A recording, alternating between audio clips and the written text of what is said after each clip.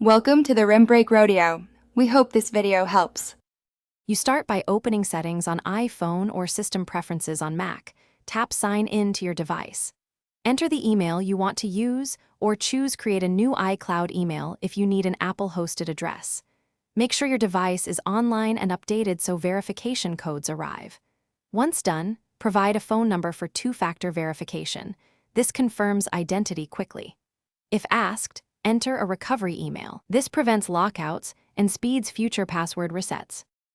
Next, complete your personal details accurately because Apple links accounts to identity for security and purchases. Create a password that mixes upper / lowercase letters, numbers, and symbols. Avoid reuse from other services. Then accept Apple's terms and choose whether to receive marketing emails. You'll receive a verification code by SMS or on a trusted device. Enter it promptly.